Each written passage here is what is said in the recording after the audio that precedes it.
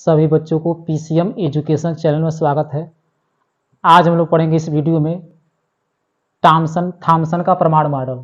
क्या पढ़ना है? थॉमसन का परमाणु मॉडल, यानी परमाणु की संरचना में थॉमसन ने क्या मॉडल दिया था, अपना क्या मत दिया था, वही पढ़ना है। तो देखिए सन 1904 में, किस सन में? 1904 में। तो सन 1904 में जे थॉमसन ने, वैज्ञानिक का नाम था जे थॉमसन। तो सन 1904 में जे थॉमसन ने परमाणु मॉडल यानी परमाणु की संरचना, परमाणु मॉडल मतलब क्या हुआ? परमाणु की संरचना।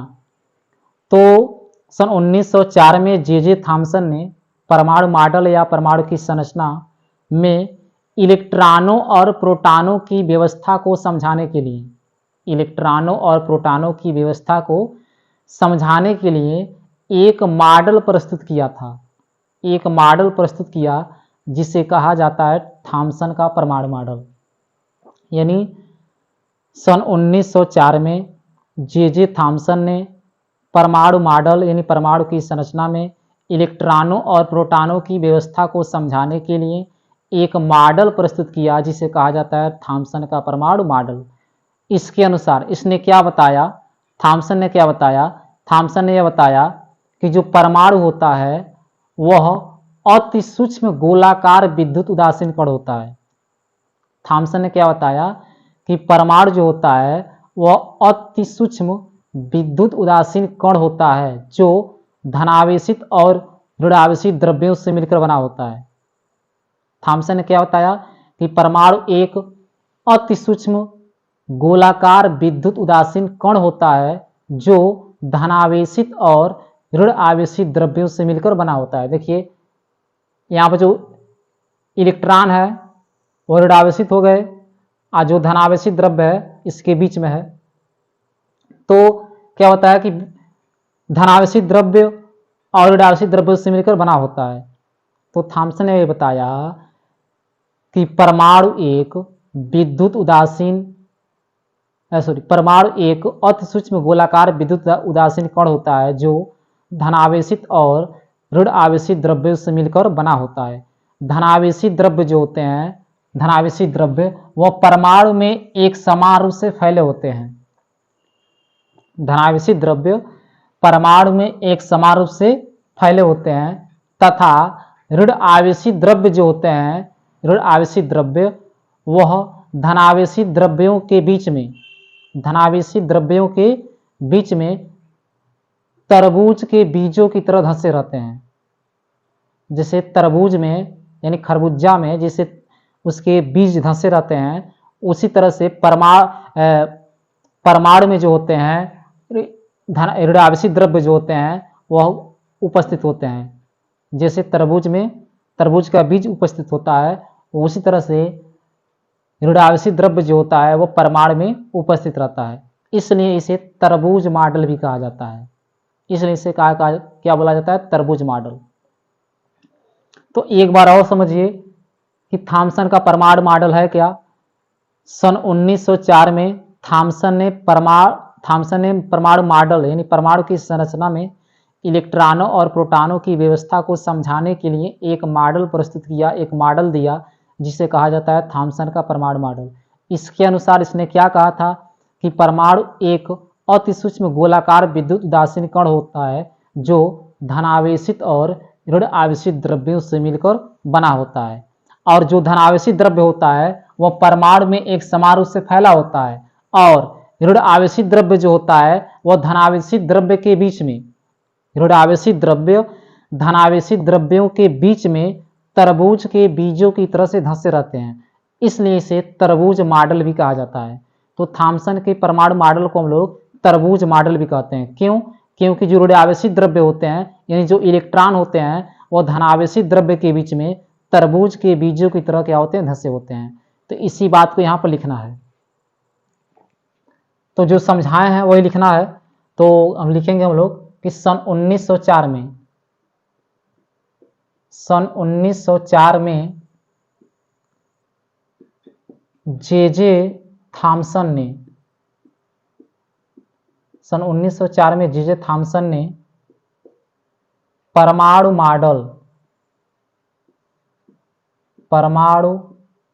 मॉडल पोस्टम लिख सकते हैं परमाणु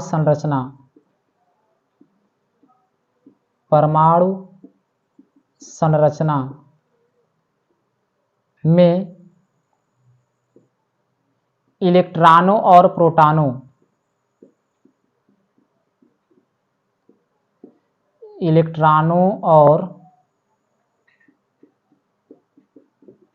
प्रोटॉनों की व्यवस्था को समझाने के लिए इलेक्ट्रॉनों और प्रोटॉनों की व्यवस्था को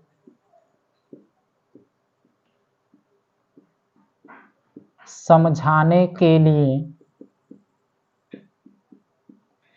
एक मॉडल प्रस्तुत किया।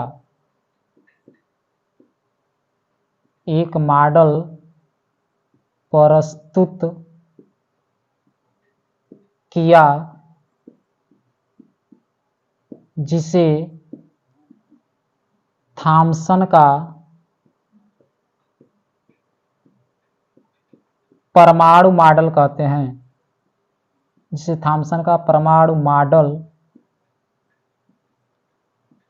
हैं। इसके अनुसार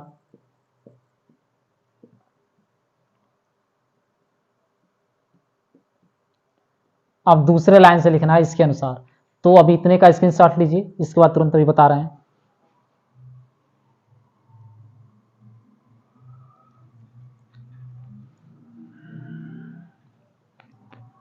तो देखिए इसके अनुसार अभी क्या बताया गया है। इसने क्या बताया कि परमाणु एक अति सूक्ष्म गोलाकार विद्युत उदासीन क्या होता है, कण होता है।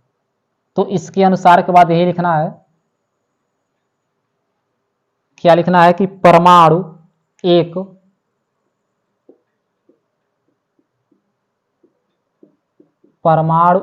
अति सूक्ष्म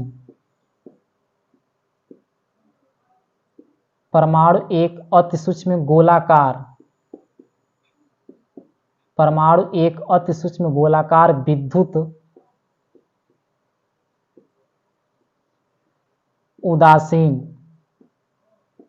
विद्युत उदासीन कण होता है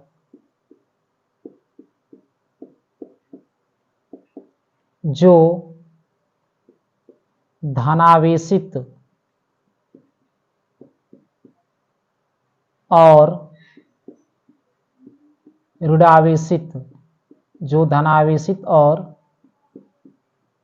ऋणावेशित द्रव्यों से मिलकर बना होता है। जो धनावेशित और ऋणावेशित द्रव्यों से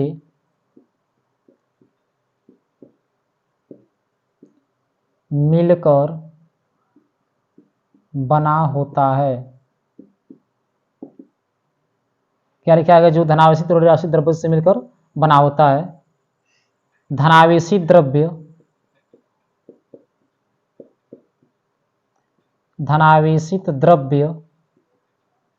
समस्त परमाणु में, समस्त मतलब पूरे, समस्त परमाणु में एक समान रूप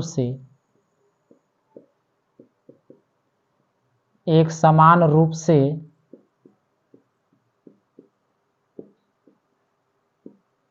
फैले होते हैं तथा ऋणावेशित द्रव्य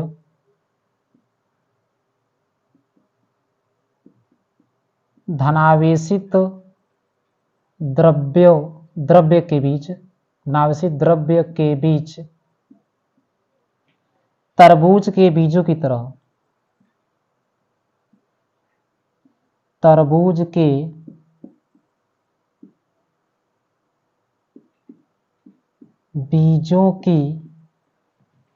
तरह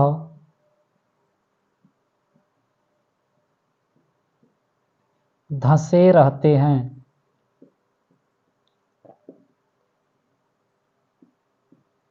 इसलिए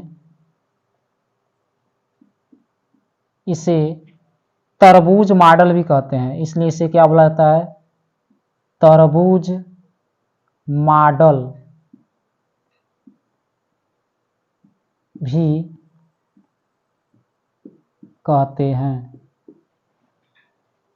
तो क्या बताया था कि परमाणु एक अति सूक्ष्म गोलाकार विद्युत उदासीन कण होता है जो धनावेशित और ऋणावेशित द्रव्यों से मिलकर बना होता है। धनावेशित द्रव्य समस्त परमाणु में यानी पूरे परमाणु में एक समान रूप से फैले होते हैं तथा ऋणावेशित द्रव्य धनावेशित द्रव्य के बीच तरबूज के बीजों की तरह धंसे रहते हैं, इसलिए इसे तरबूज मॉडल भी क्या कहा जाता है। तो चलिए अब इतने का स्क्रीनशॉट लीजिए।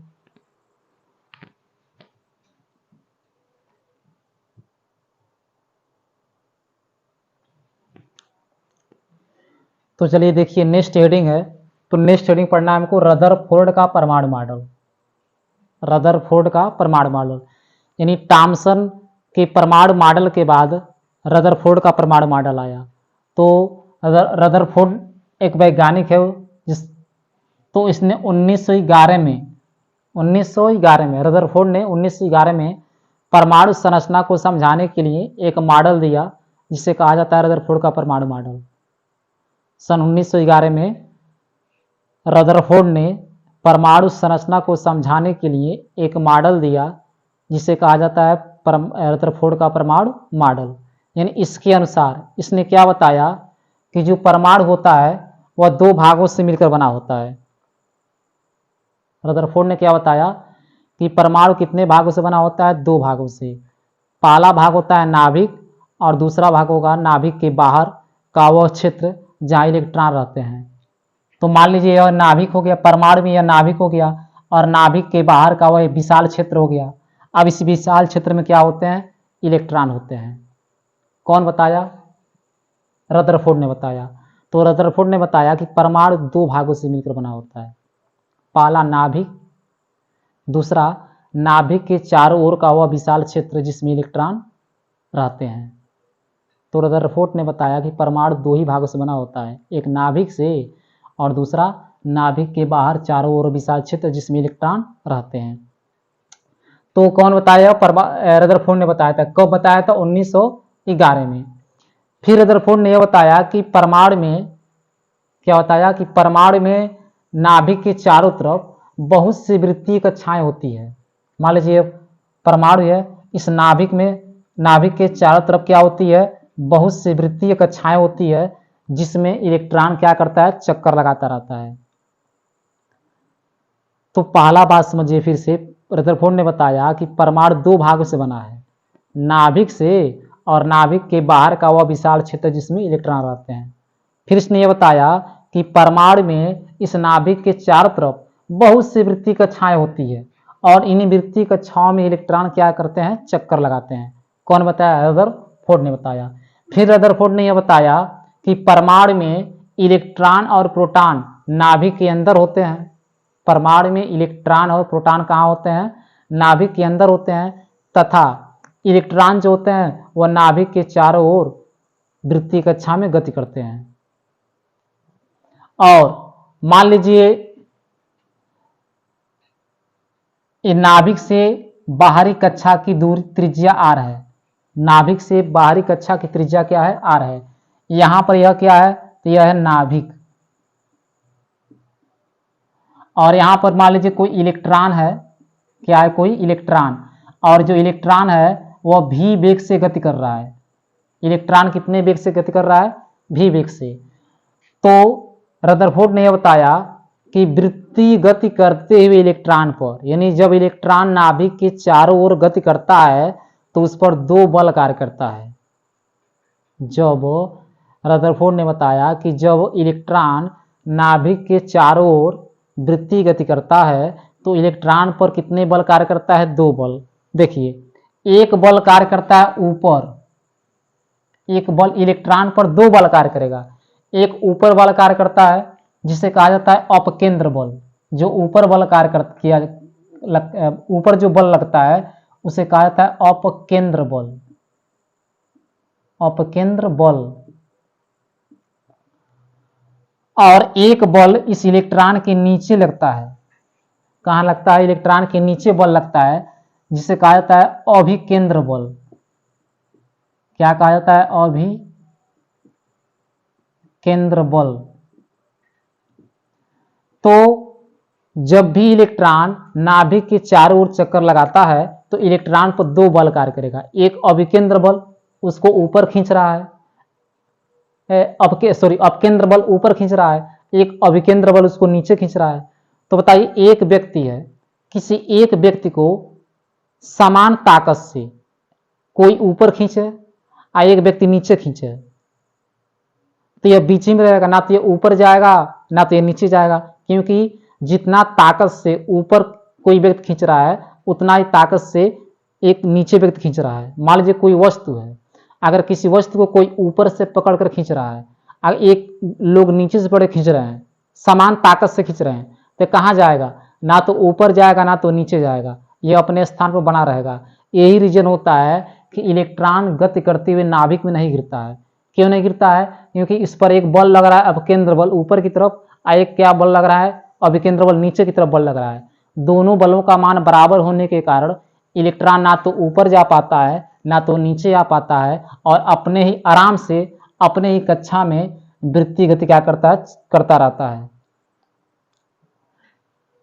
तो क्या क्या सिखाया गया है, फिर ये बात समझिए कि सन 1911 में रदरफोर्ड ने परमाणु मॉडल की संरचना को समझाने के लिए एक मॉडल प्रस्तुत किया, जिसे परमाणु का रदरफोर्ड का परमाणु मॉडल कहते हैं। इसने क्या बताया कि परमाणु दो भागों से बना होता है, पहला नाभिक और दूसरा नाभिक के चारों ओर का वह विशाल क्षेत्र जिसमें इलेक्ट्रॉन रहता है। फिर इसने बताया कि परमाणु में नाभिक के चारों तरफ बहुत सी वृत्तीय कक्षाएं होती है। इन वृत्तीय कक्षाओं में इलेक्ट्रॉन क्या करते हैं? चक्कर लगाते रहते हैं। फिर किसने क्या बताया कि परमाणु में नाभिक के अंदर इलेक्ट्रॉन और प्रोटॉन होते हैं और नाभिक के बाहर क्या होते हैं? विशाल क्षेत्र में इलेक्ट्रॉन होते हैं। फिर इसने यह बताया कि वृत्तीय गति करते हुए इलेक्ट्रॉन पर दो बल कार्य करता है, एक अपकेंद्र बल ऊपर की ओर कार्य करता है, एक अभिकेंद्र बल नीचे की ओर कार्य करता है। तो यही जो समझाए हैं वही लिखना है। तो लिखेंगे क्या हम लोग कि सन 1911 में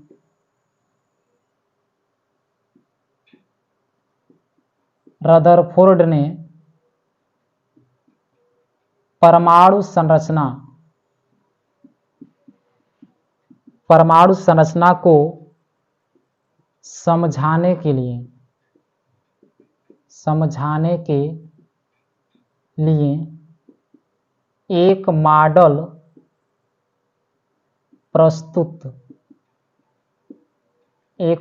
प्रस्तुत किया,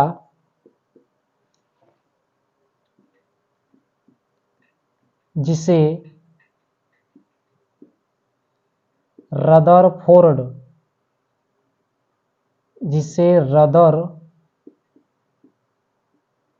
का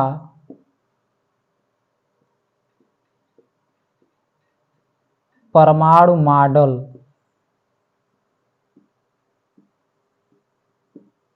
कहते हैं। इसके अनुसार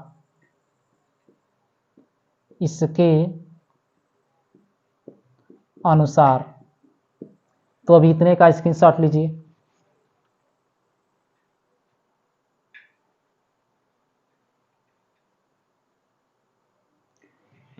तो देखिए इसके अनुसार इसने क्या बताया, अभी हम बताएं कि इसने ये बताया कि परमाणु दो भागों से मिलकर बना होता है।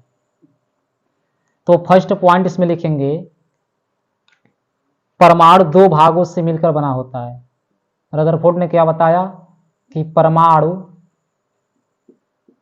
दो भागों से मिलकर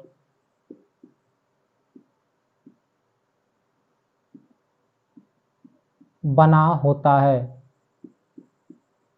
दो भागों से मिलकर बना होता है। पहला भाग इसमें क्या होगा? नाभिक। पहला भाग क्या होगा इसमें? तो नाभिक होगा। और दूसरा भाग बताया गया है नंबर बी के नाभिक के बाहर का वह विशाल क्षेत्र। नाभिक के बाहर का वह विशाल क्षेत्र जिसमें इलेक्ट्रॉन रहते हैं। फिर दूसरा पॉइंट इसने क्या बताया कि परमाणु में नाभिक के चारों ओर बहुत से वृत्तीय कक्षाएं होती है। परमाणु में नाभिक के चारों ओर बहुत से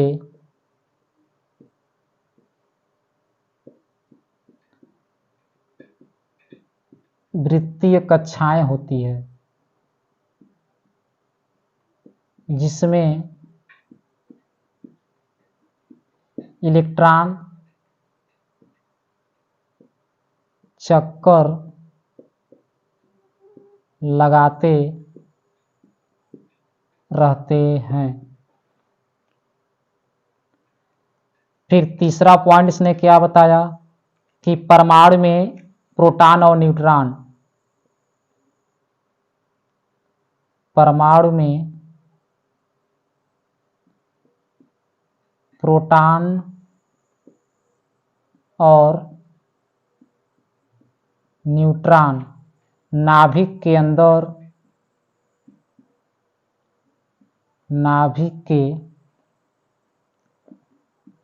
अंदर तथा इलेक्ट्रॉन नाभिक के बाहर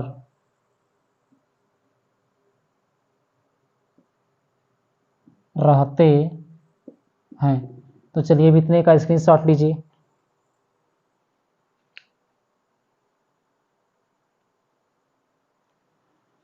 फिर देखिए चौथा लास्ट पॉइंट इसने क्या बताया कि वृत्तीय गति करते हुए इलेक्ट्रॉन पर दो बल कार्य करता है। यानी जब भी इलेक्ट्रॉन वृत्तीय गति करता है तो इस पर कितना बल कार्य करता है? दो बल। तो चौथा पॉइंट इसने क्या बताया कि वृत्तीय गति करते हुए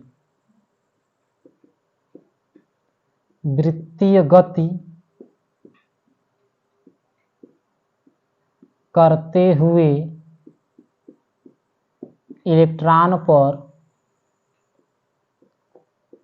दो बल कार्य करता है।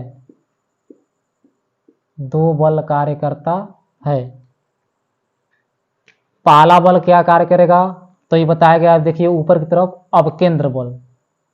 पहला बल कार्य करता है अपकेंद्र बल, जिसका मान होता है, फार्मूला होता है mv²/r। अपकेंद्र बल का सूत्र क्या होता है? mv²/r। जहां अच्छा कहाँ लगता है? बाहर की ओर लगता है तो क्वेश्चन लिख सकते हैं हम लोग, बाहर की ओर। तो जहां m होता है इलेक्ट्रॉन का द्रव्यमान, m को कहते हैं हम लोग इलेक्ट्रॉन का द्रव्यमान, मास ऑफ इलेक्ट्रॉन। v है इलेक्ट्रॉन का वेग, वेलोसिटी ऑफ इलेक्ट्रॉन, इलेक्ट्रॉन का क्या हो गया? वेग। और r हो गया कोश की त्रिज्या। r क्या है? कोश की त्रिज्या। तो चलिए अभी इतने का स्क्रीनशॉट लीजिए।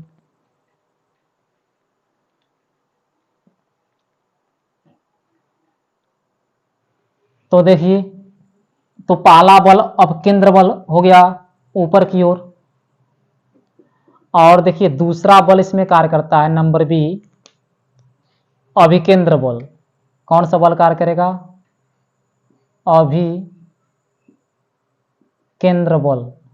और यह बल कार्य करता है जिसका मान होता है Ze²/r²। और यह कहाँ कार्य करता है? अंदर की ओर। तो लिख सकते हैं अंदर की ओर। तो यह अंदर की ओर कार्य करता है, जहां Z को कहा जाता है, बताया गया है परमाणु क्रमांक।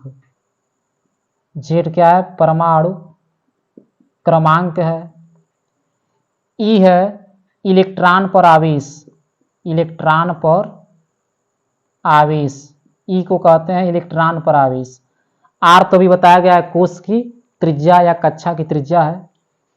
तो यही था रदरफोर्ड का परमाणु मॉडल। तो एक बार और देखिए रदरफोर्ड का परमाणु मॉडल क्या था कि सन 1911 में रदरफोर्ड ने परमाणु मॉडल को समझाने के लिए एक मॉडल प्रस्तुत किया जिसे रदरफोर्ड का परमाणु मॉडल कहते हैं। इसके अनुसार इसने क्या बताया कि परमाणु दो भागों से मिलकर बना है, पहला नाभिक और दूसरा नाभिक के बाहर का वह विशाल क्षेत्र जिसमें इलेक्ट्रॉन रहते हैं। फिर उसने यह बताया कि परमाणु में इलेक्ट्रॉन और प्रोटॉन यानी परमाणु नाभिक के चारों ओर बहुत सी वृत्तीय कक्षाएं होती है जिसमें इलेक्ट्रॉन चक्कर लगाते रहते हैं।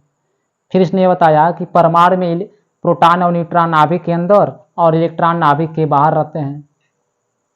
फिर इसने यह बताया कि वृत्तीय गति करते हुए यानी नाभिक के चारों ओर जब इलेक्ट्रॉन वृत्तीय गति करता है तो उस पर दो बल कार्य करता है, पहला अपकेंद्र बल ऊपर की ओर, दूसरा अभिकेंद्र बल नीचे की ओर कार्य करता है। तो जब भी कोई इलेक्ट्रॉन वृत्तीय गति करता है तो इन दोनों बलों का मान यानी अभिकेंद्र बल का मान और अपकेंद्र बल का मान दोनों का मान बराबर हो जाता है। तो याद रखिएगा कि जब कोई इलेक्ट्रॉन नाभिक के चारों तरफ गति करता है तो अपकेंद्र बल और अभिकेंद्र बल दोनों का मान बराबर हो जाता है। यही रीजन होता है कि इलेक्ट्रॉन जो होता है वृत्तीय गति करते हुए नाभिक में नहीं गिरता है। तो बस आज के वीडियो में बस इतना ही। फिर मिलेंगे हम लोग नेक्स्ट वीडियो में नेक्स्ट हेडिंग के साथ। धन्यवाद।